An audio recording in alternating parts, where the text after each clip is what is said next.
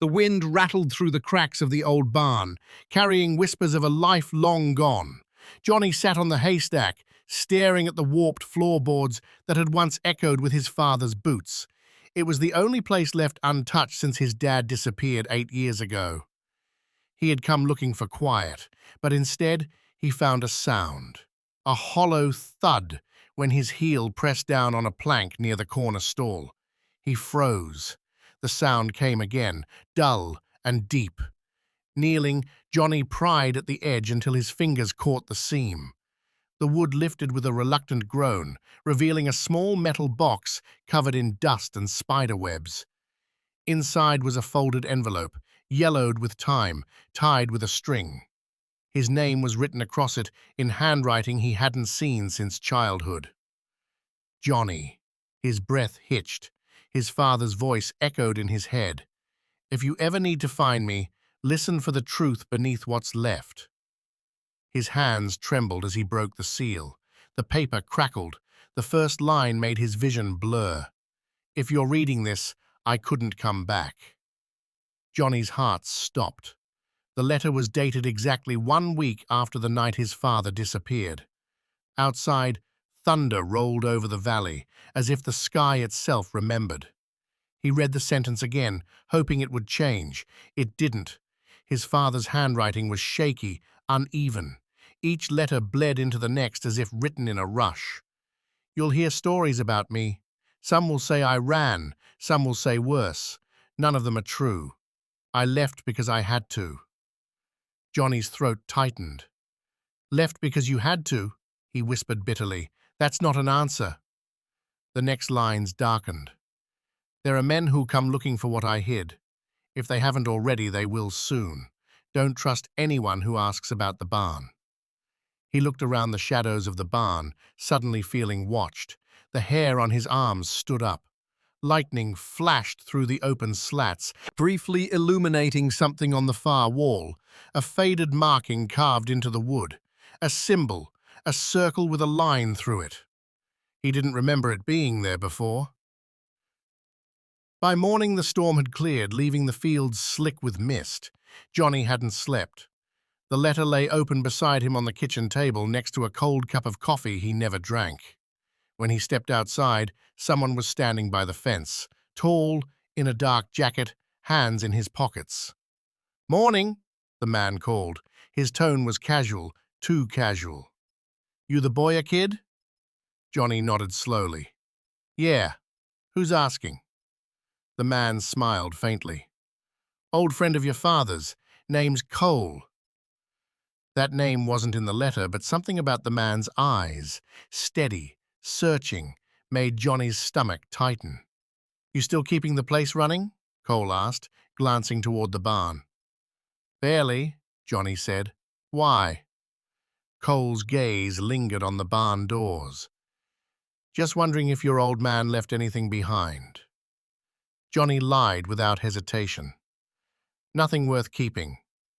Cole nodded once, as if expecting that answer. "Good. Some things are better buried." Then he turned and walked toward a dusty pickup parked by the road. Johnny didn't move until the sound of the engine faded into the hills. When he returned to the barn, he noticed something new. Muddy boot prints near the open floorboards. That night, Johnny went back to the box. Beneath the first letter was another envelope, smaller, unmarked. Inside was a torn photograph, his father standing beside a woman Johnny didn't recognize. On the back was a date and 3 words. The truth began here.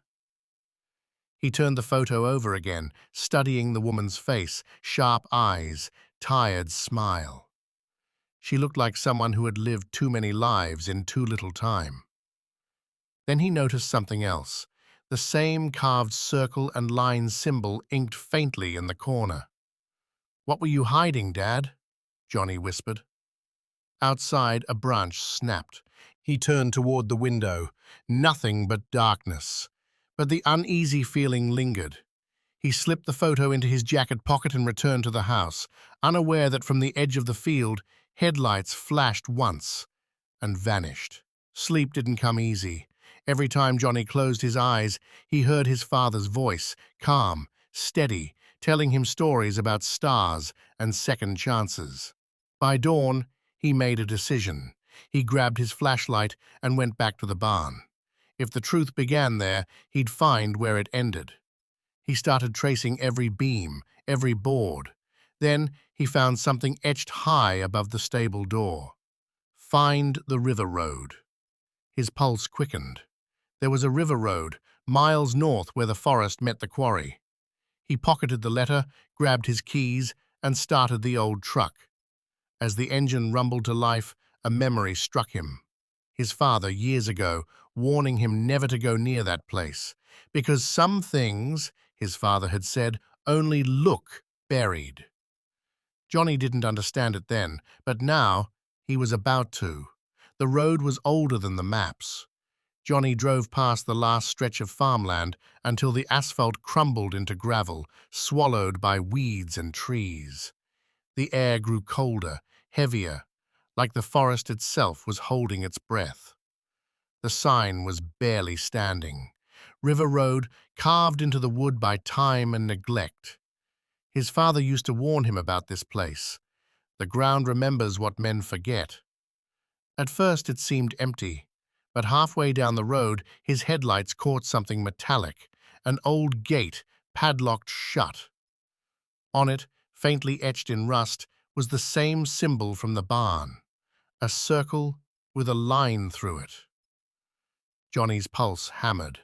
He got out, flashlight in hand. The padlock looked old, but when he touched it, it was warm. Someone had been here, recently. He turned back toward his truck and froze. A figure stood in the beam of his headlights just beyond the trees, too still to be an animal, too silent to be safe. The figure didn't move at first, just stood there, watching.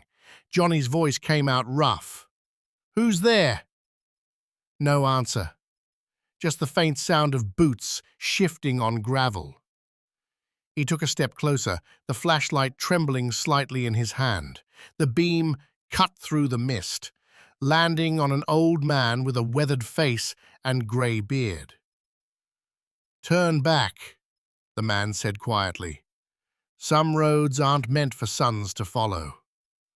"Who are you?" Johnny demanded. The man tilted his head. "Someone who knew your father better than you did." Before Johnny could speak again, the man pointed toward the padlocked gate. "If you cross that line, you'll learn why he left, but you won't see him the same again." Then, just like that, he stepped back into the darkness and vanished between the trees. Johnny stood frozen, breath fogging the air. He didn't know if it was a warning or an invitation. It took him an hour to break the lock. The gate creaked open like a door to another time. Beyond it, the forest thickened, branches curling overhead like ribs. The air smelled of pine and rain. And then, through the fog, he saw it. A small wooden cabin by the riverbank, its roof half collapsed, windows dark. He parked the truck and approached slowly. The closer he got, the more he felt it. A pull, like gravity, drawing him towards something inevitable. Inside, everything was covered in dust and silence. On the table lay a rusted lantern, a broken watch, and a notebook with his father's handwriting on the first page. He wiped off the dust and began to read. "If you found this place, you're already in danger. They never stopped watching the farm. Don't trust anyone who mentions the circle." The last line was underlined twice. "The truth is buried where the river bends." Johnny looked up through the broken window and saw a faint trail leading deeper into the woods, toward the sound of running water. The river shimmered under the moonlight, black and cold. Johnny followed the curve until the current slowed into a bend. There, half buried in mud and roots, was a metal box, bigger than the first one. He dug it out with trembling hands. The lock snapped easily. Inside were old photos, news clippings, and a leather wallet with his father's ID. And a badge. FBI. Johnny stared in disbelief. "You were an agent?" he whispered. He opened one of the clippings. Local businessman found dead. Investigations sealed.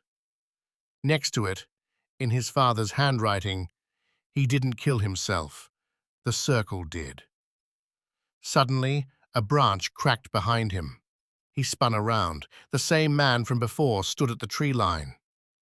"I told you not to come here," the old man said, but this time he looked afraid. "Start talking," Johnny said, stepping forward. "What was my father into? What's the circle?" The man exhaled slowly. "He wasn't who you thought he was. Your father worked undercover, years spent dismantling a group that controlled half this valley. When they found out, he had two choices: run or let them find you." Johnny's stomach dropped. "So he left to protect me?" The man nodded. "He made enemies that don't forget. They still want what he took." Johnny held up the badge. "What did he take?" "Proof," the man said. "Enough to destroy them." Johnny glanced back at the box, the files, the badge. Everything suddenly felt heavier, not just in his hands, but in his heart. Maybe his father hadn't left because he was weak. Maybe he left because he was strong enough to love his son more than his own peace. And for the first time, Johnny understood what the letter really meant. "If you're reading this, I couldn't come back." That night, the air around the farm changed. Johnny noticed it first in the silence. No crickets, no night wind, just a stillness that pressed against the windows like a held breath. He turned off the light in the kitchen and peered through the curtain. A truck he didn't recognize was parked just beyond the tree line. Engine off, headlights dark. He waited, thinking it might be his imagination. But then, the faint red glow of a cigarette flared inside the cab. Someone was watching. Johnny backed away from the window, heart hammering. The old man's warning echoed in his mind. They never stopped watching the farm. He locked the doors, killed the lights, and went for the rifle his father left behind. In the stillness, a single thought cut through the fear. If they came for him once, they'll come for me now. By morning, the truck was gone, but Johnny's unease lingered. He took the metal box into the house, spreading the contents across the table. Letters, photos, that FBI badge, and then a small cell phone wrapped in plastic.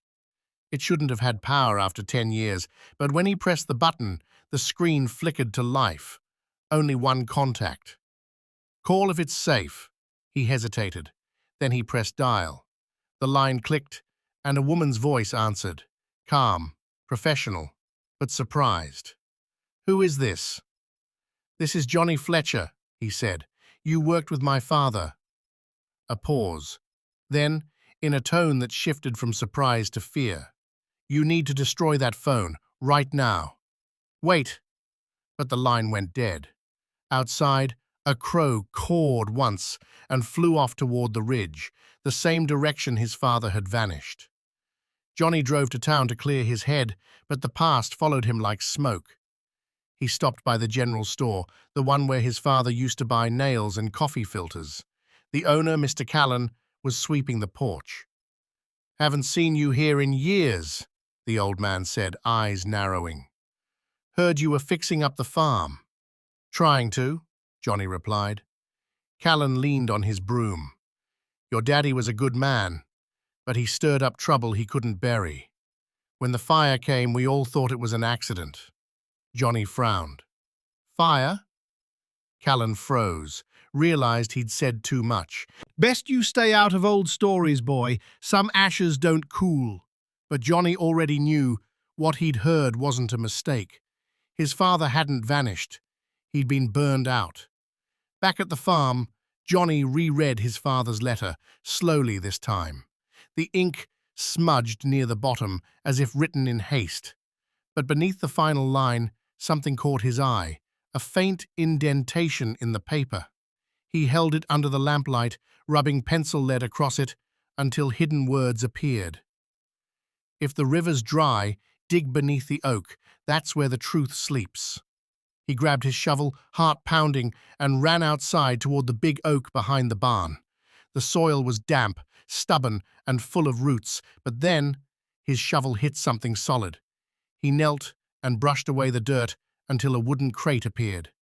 Inside, stacks of old tapes, wrapped in cloth, labeled only with dates.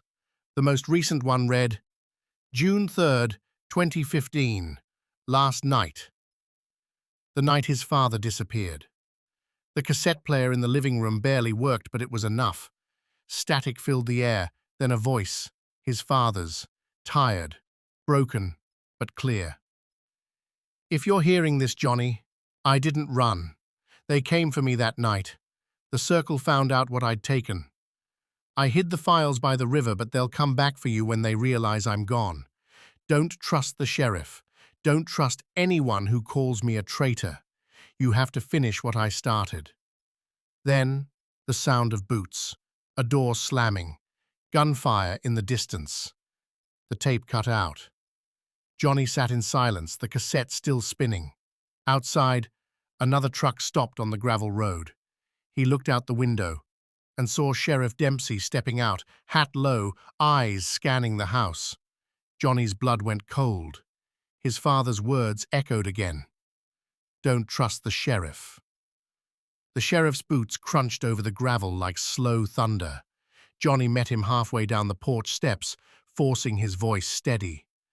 Didn't expect a visit, Johnny said. Sheriff Dempsey smiled, but it didn't reach his eyes. Heard you've been poking around the ridge. Old stories don't do much good, son. Just cleaning out the barn, Johnny replied, careful. Dempsey's gaze drifted to the mud on Johnny's boots. Lot of dirt on you for just cleaning. Silence hung between them. A crow called once from the fence post, the same sound as the night before. The sheriff tipped his hat. Your daddy and I had an understanding. He knew when to stop asking questions. I suggest you learn the same. Then he stepped closer, lowering his voice. Some things are buried for a reason, Johnny. Don't go digging them up again. When he left, Johnny realized his hands were shaking. Not from fear, from anger. He needed proof, something solid. Johnny tore through the house that night, searching for anything his father might have left behind. Finally, in the hallway, he stopped in front of a framed family photo. His father, his mother before she left, and a much younger him. He lifted the frame, and the back came loose. Inside was a folded envelope, brittle with age. Inside, 3 photographs. His father, shaking hands with a man in a black suit. The same man standing with Sheriff Dempsey. And a final image, a white building with the circle symbol painted on its door. On the back of the last photo, in his father's handwriting, If I disappear, start here, Millstone Asylum. The asylum had been closed for over a decade, but the sign still stood, rusted metal, half covered in vines. Johnny parked at the gate and stared up at the broken windows. The wind moved through them like whispers. He stepped inside, flashlight cutting through the dark halls. The walls were peeling, the floors warped by rot. But behind the nurse's station he found something strange, a generator, new, recently used. Someone had been here. He followed the sound of dripping water until he reached a room marked Records. The door was padlocked, but he kicked it open. Rows of cabinets lined the walls, papers strewn everywhere, and on the desk a manila folder labeled Project Circle. He flipped it open. Inside were patient files, but the names were redacted, all except one. Evan Fletcher. His father hadn't just been an agent, he'd been a patient. Johnny stared at the file, his heartbeat pounding in his ears. It said his father had been admitted for acute delusion. Convinced of a secret organization, surveillance, and corruption. It detailed episodes of paranoia and fabricated connections between law enforcement and missing persons. If it was true, everything Johnny believed was a lie. But then he turned the page and found something else, a hidden sheet tucked behind the last record. Typed words, unsigned. Patient Fletcher was transferred under falsified orders.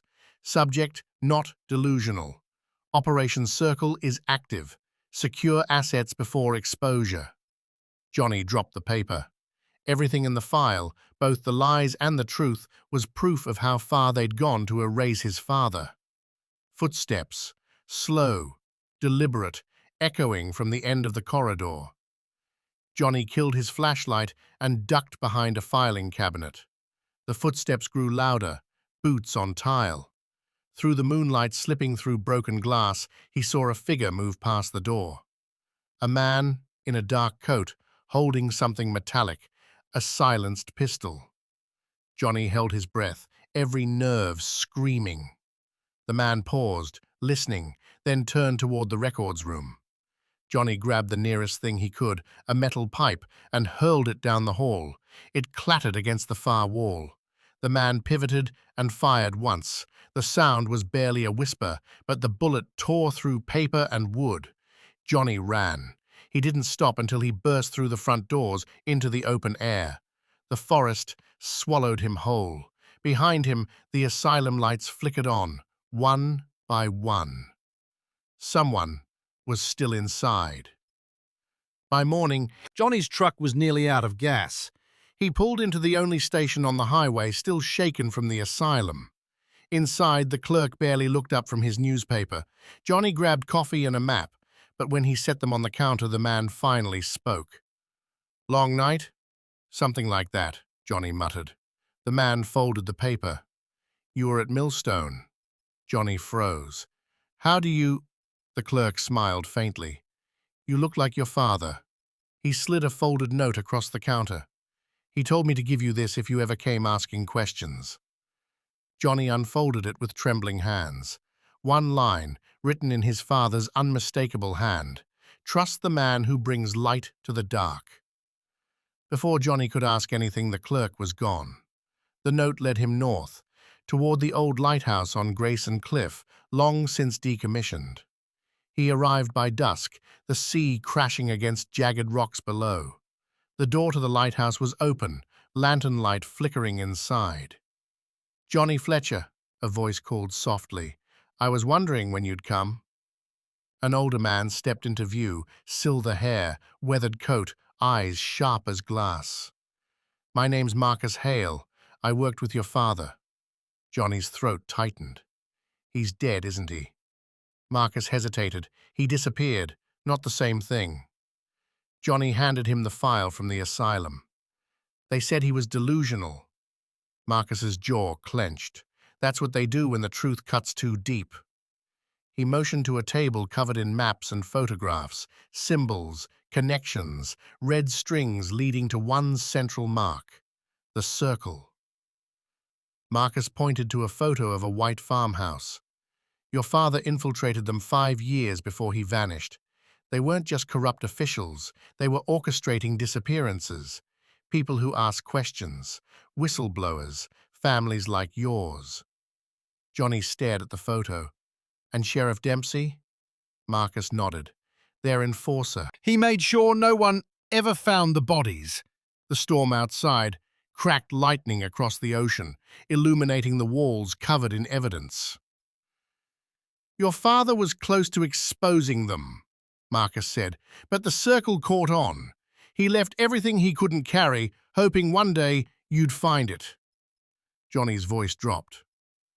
"Then why are you helping me?" Marcus gave a tired smile. "Because he saved my life once. I owe him a debt I can't repay any other way." Marcus led Johnny down into the lighthouse cellar. Dust and salt filled the air. In the corner sat a steel locker, padlocked shut. Marcus opened it, revealing stacks of tapes labeled by year. "These are your father's last recordings," Marcus said. He sent them to me in pieces so they couldn't be traced. Johnny slid one into an old monitor. Static flickered, then his father's face appeared, worn, eyes tired but alive. If you're watching this, they're close. The Circle owns more than the Valley. They own the law. Don't believe the reports. I wasn't the one who vanished. I was taken. The screen glitched, cutting to a new scene. A dark room, his father whispering into the camera. If they find this, they'll come for you too. But there's one man who can finish it. Marcus Hale. Johnny looked at Marcus, heart pounding. Why didn't you tell me? Marcus sighed. Because you weren't ready to hear it. That night, the storm worsened. Waves crashed violently against the cliff. Johnny sat beside the flickering lantern, staring at the final tape. Marcus had stepped out to secure the generator, leaving him alone. He pressed play. Static. Then, a flicker of motion. His father's face again. If you find this, son, I didn't just go after the Circle. I found out what they were doing. The fires, the disappearances. They were testing something they shouldn't have. The tape skipped. It started in our town, Johnny, in the Fletcher farm. You were never supposed to know. They called it Project Ashfall. The sound of a door slamming interrupted the recording. Johnny turned. The door to the lighthouse stood open, the wind howling in. Marcus was gone. And in the distance, through the storm, a single pair of headlights appeared, coming fast up the cliff road. The headlights drew closer, cutting through the storm like a blade. Johnny ducked behind the stone wall outside the lighthouse, rain soaking through his clothes. The trucks screeched to a stop. Sheriff Dempsey stepped out, lightning flashing across his face. "Johnny!" he shouted into the wind. "You think your father was a hero? He wasn't. He burned half this town trying to play God." Johnny's voice cut through the thunder. "You killed him, didn't you?" Dempsey smiled faintly. "Killed? No. We saved him. From himself." He raised his gun, but before he could fire, a blinding light burst from the cliffside. Marcus stood above, floodlight in hand, yelling, "Run, Johnny!" The sheriff fired twice. Marcus fell. Johnny ran into the storm, clutching the final tape in his jacket as the lighthouse burned behind him. By dawn, the storm had passed, but smoke rose from the cliffs. Johnny reached the riverbed, where the ashes from the old fires still clung to the soil. His father's words echoed from the tape. "It started in our town." He found the ruins of an old barn, not his own, but one hidden deep in the valley. Charred beams jutted from the earth like blackened ribs. Inside, half buried beneath ash, he found a row of sealed barrels, each marked with a faded symbol. The Circle. He pried one open. Inside wasn't oil or grain, but soil, dark and humming faintly, like it was alive. Suddenly, he understood. Ashfall wasn't a fire. It was an experiment. The ground trembled. Johnny stumbled back as a low vibration pulsed through the earth. The barrels rattled. Somewhere beneath the ruins, machinery hummed, still running after all these years. He found a hatch under the floorboards, rusted but intact. He pried it open and descended into a narrow tunnel. The air was thick with dust and the faint hum of power. At the end of the corridor, a steel door stood half open, light spilling out. Inside, old computers flickered weakly. Footage played on a loop, people in hazmat suits, digging trenches, sealing something in the ground. A man's voice on the speaker. "The material is unstable. If it spreads, the valley dies." Johnny stared in horror. This was what his father had found. This was what he'd died for. He set the final cassette into a nearby player, his hands shaking. Static filled the underground room. Then, his father's voice. "Johnny, if you've made it here, it means I failed." Ashfall wasn't about money or power. It was about covering up a mistake. one they buried in this valley before you were born. Lightning flashed across the monitor, revealing footage of the Fletcher farm decades earlier. They tested the soil here, a chemical meant to make crops grow faster. It poisoned the land, the water, your mother. Johnny's breath caught. I joined them to stop it, to expose them. But by then it was too late. The fire wasn't an accident. It was to burn the evidence, including me. A long pause. You weren't supposed to suffer for my sins. But now you carry my truth. Do what I couldn't. Make it right. Johnny stood in silence, staring at the final image frozen on the monitor. His father, hand pressed to the camera, eyes filled with regret. He whispered, I forgive you. The tunnel shook again. Sparks fell from the ceiling. One of the generators had caught fire. The old systems were collapsing. Johnny grabbed the tapes, the folder, and ran for the hatch. Behind him, the bunker erupted, flames roaring up through the ruins, consuming the last trace of Project Ashfall. He collapsed outside, choking on smoke, the morning sun bleeding through the clouds. And for a moment, he swore he saw his father standing at the edge of the field, watching. Then the wind shifted, and he was gone. The man who knew too much. By the time Johnny reached town, smoke still clung to his clothes. He burst into the sheriff's office, dropping the scorched tapes onto Mason's desk. They killed him, Johnny said hoarsely. The fire, the lies, all of it. My father was trying to save this town. Sheriff Mason didn't move. His hand rested near his holster. You shouldn't have gone digging, son. Johnny's jaw tightened. You knew? Mason exhaled slowly, eyes dark. We all did. Your father begged them to stop the testing. When he threatened to go public, they buried it and him. The sheriff stood, walking to the window. If the world finds out this town dies, the soil's still poisoned, Johnny. We're sitting on a graveyard. Johnny's voice broke. Then let it die honest. Mason turned back. Your father said the same thing, right before they lit the match. Johnny left the station shaking. He crossed Main Street, past shuttered shops and peeling posters, to the one place he still trusted, Mary's Cafe. Mary looked up from behind the counter.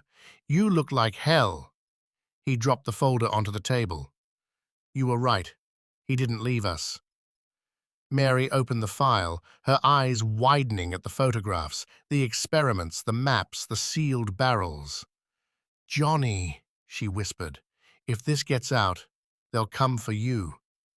Then let them, he said. I'm done hiding.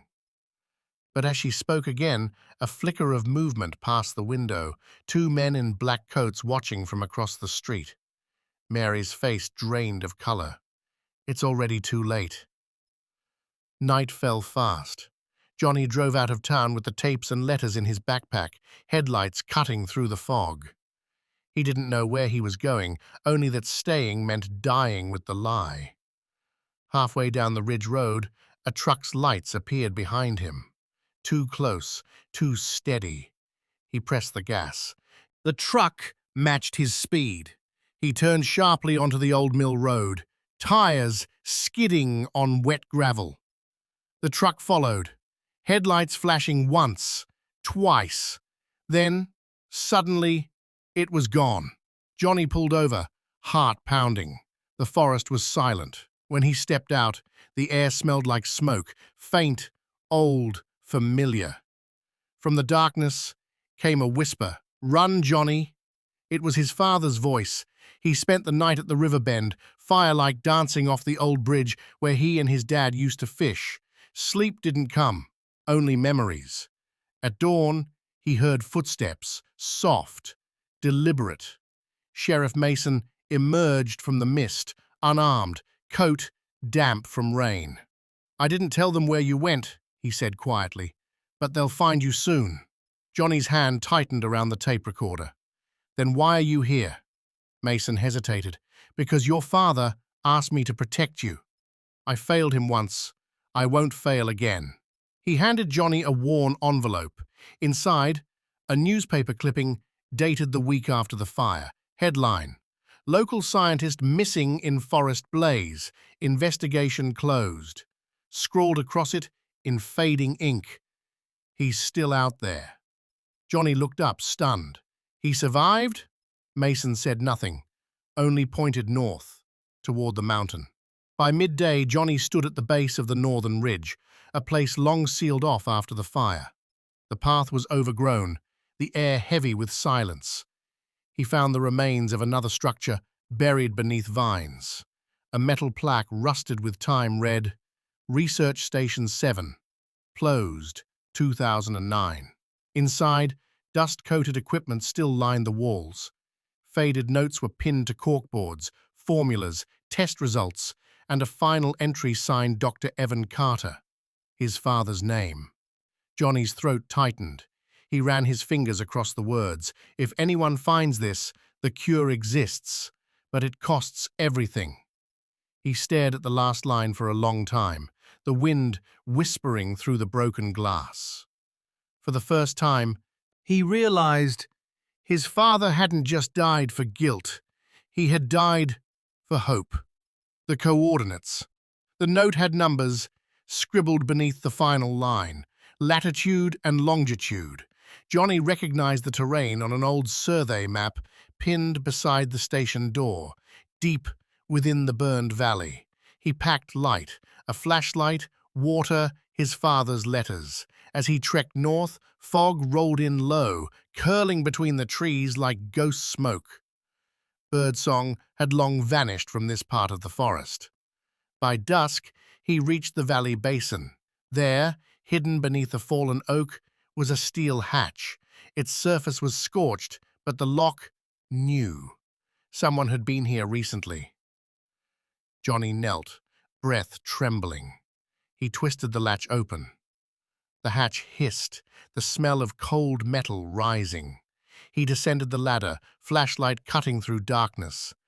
At the bottom waited a lab, intact, silent, preserved like time had forgotten it. On a desk sat a glass vial, glowing faintly blue, labeled Project Dawn. Carter. Johnny's hands shook. Dad, what did you do? He played an old tape recorder lying beside the desk. Static filled the air, then a voice, his father's, weary but steady. If you're hearing this, it means the fire didn't end it. They'll say I ran. They'll say I abandoned you. But the truth, I stayed. I stayed to stop them. Johnny's throat tightened as he listened. Project Dawn wasn't medicine. It was a test. They wanted to rewrite nature, to grow crops on poisoned land. But the compounds spread faster than we could control. It killed the valley. The fire was my fault, Johnny, but it was also my choice. Better to burn it than let it spread. The tape clicked off. Johnny stood frozen, every piece of his life rearranging. His father hadn't vanished. He had saved them all. Johnny barely heard the footsteps until the flashlight beam hit him. Step away from the desk. It was Sheriff Mason, no longer calm, his hand gripping a gun. You shouldn't have come here, he said. You weren't supposed to find that. You knew, Johnny whispered. You all knew. Mason's jaw tightened. We kept it quiet because it worked. The valley's growing again. People live here because of your father's failure. Failure? Johnny's voice broke. He gave his life to stop you. Mason's expression softened, regret, sorrow. And I gave mine to keep the town alive. The truth won't save anyone now, son.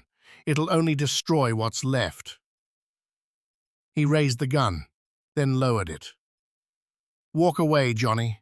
Pretend you never found this. But Johnny didn't move. He stared straight through him and said quietly, I'm my father's son. They stood in silence, the hum of the old generator echoing off metal walls. Finally, Mason stepped aside. Then do what you came to do. Johnny approached the console. A large red button glowed faintly. Deactivate system. Beside it, a handwritten note read, "For the next generation to decide." He thought of the town, the families, the children, Mary. He thought of his father, kneeling in this same room 10 years ago, making an impossible choice. He pressed the button. The lights flickered. Machinery groaned. Outside, the faint blue glow faded, swallowed by darkness. Johnny exhaled, a single tear cutting through the ash on his face. Mason spoke softly. "You did what he couldn't." "No," Johnny said. "I did what he hoped I would." By morning, the sky over the ridge was clear, the first sunrise in weeks without haze. Johnny climbed the mountain path, the world below stretching like a memory. He reached the old barn just as light spilled through its broken roof. Inside, he found the last envelope, the one he'd missed. His father's handwriting, faded but sure. "I never left you, Johnny. I stayed where the truth lived, even if no one believed it. If you're reading this, the world is yours now. Don't repeat my silence." Johnny folded the letter carefully, holding it to his chest. Then he smiled, small, real, tired. For the first time in 10 years, The barn felt warm. For the first time, the silence didn't hurt. The story wasn't about losing his father, it was about becoming him. The morning after the truth. When Johnny drove back into town, the air felt lighter, but the people did not. Whispers followed him down Main Street.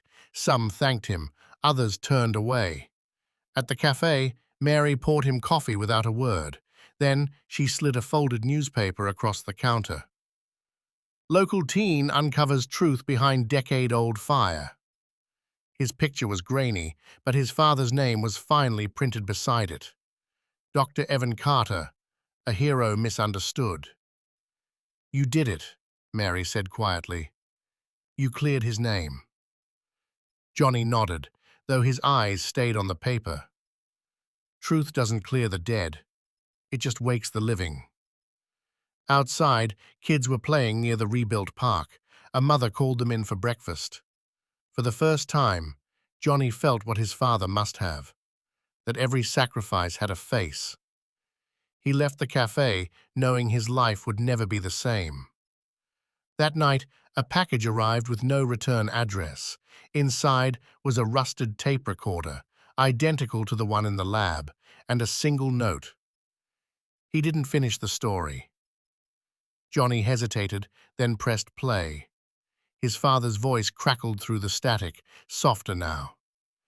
"If you're hearing this, I knew you'd find the station. What I couldn't tell anyone. The cure wasn't for the land. It was for us." Johnny froze.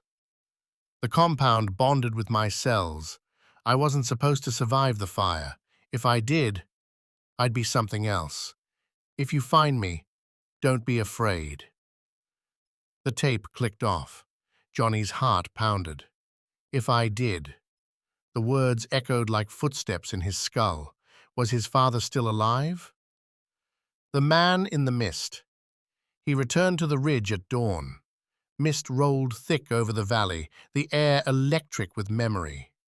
Johnny followed the path past the ruins of the lab, down toward the river bend. There, on the far bank, stood a figure, tall, motionless. watching. Johnny shouted, "Dad!" The figure didn't move. Then, slowly, it lifted a hand, the same small wave his father used to give before heading to the fields. Tears blurred Johnny's vision. He stepped forward, and the figure vanished into the fog. He fell to his knees, shaking. Maybe it was just mist and memory. Maybe it was real. Either way, it didn't matter. His father had never left. Not really. In the weeks that followed, Johnny repaired the barn. He cleared the ash, patched the roof, repainted the door his father once built. Neighbors stopped by, first to gawk, then to help.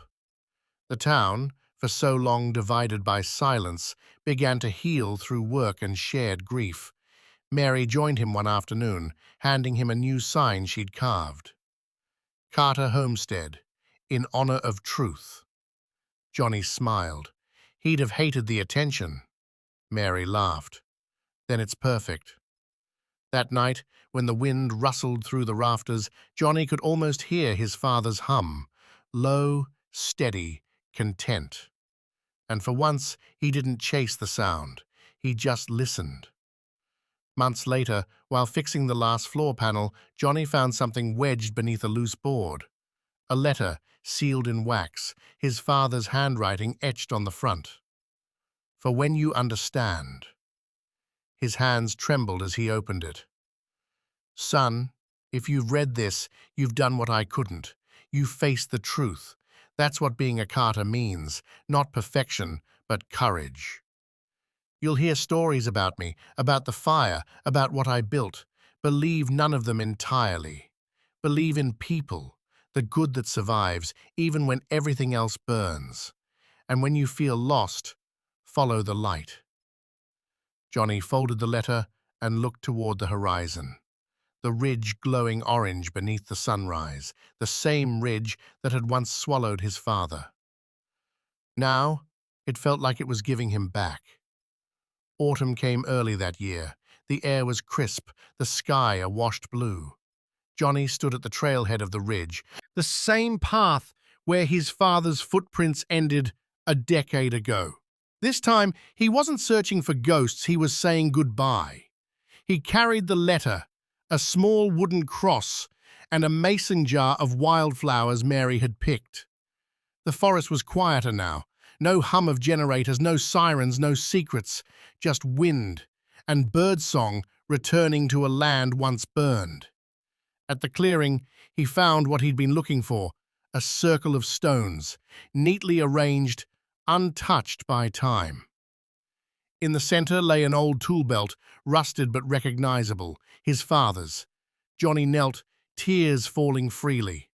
I found the truth, Dad. I found you. A breeze moved through the pines like a whisper. He placed the flowers beside the stones and smiled through the ache in his chest. You didn't disappear, he said softly. You led me home. Back at the barn, Johnny sat at his desk, the same place where he'd first found the letter. The air smelled of cedar and rain. He picked up his phone, hit record, and began to speak. My father wasn't perfect, but he was brave. He made a choice that saved people who never knew his name. I used to hate him for leaving. Now I understand. He didn't leave me. He left light. He paused, voice trembling. If you ever think you're alone in the dark, remember, someone before you already walked through it. He stopped the recording and stared out at the sunset. It painted the barn gold, the same color the fields once were before the fire. For the first time, he didn't feel the need to know more. The truth was enough. Weeks later, a letter arrived from the state university, a scholarship for environmental studies, awarded in memory of Dr. Evan Carter. Mary read it twice before handing it over. Looks like someone up there wants you to finish what he started. Johnny smiled faintly. No, I think he just wants me to keep it honest. The barn had become a local gathering spot, kids learning about soil restoration, families planting new trees in the valley. Every story, every seed began with one name, Carter. But Johnny never called it legacy, he called it listening, because that's what his father had taught him, that truth isn't shouted, it's heard. One evening, as he closed the barn doors, Johnny noticed something flicker in the distance, a faint golden glow from the far ridge. He froze, heart racing, the same light his father used to signal with a lantern when he was late for dinner. He smiled. You still out there? He whispered. No answer. Only the soft hum of crickets and the warm wind brushing past him. He turned off the porch light and watched the ridge for a while longer, the glow steady in the dark. Then he whispered, "Thank you," and walked back inside. Outside, the light stayed, not as a ghost, but as a reminder that some fires never die. Years later, A young boy visiting the valley found a weathered box beneath the barn floorboards. Inside, a letter sealed in wax. It began, "If you're reading this, it means you found where truth lives. My father taught me that courage isn't loud. It's quiet, patient, and kind. If you ever lose your way, follow the light. It never lies." The boy showed it to his mother, who smiled softly. That's Johnny Carter's handwriting. Outside, dusk settled over the valley, peaceful, golden, alive, and from the ridge, just as the sun dipped below the horizon, a single lantern flickered on. Not a mystery, not a haunting, just a promise kept.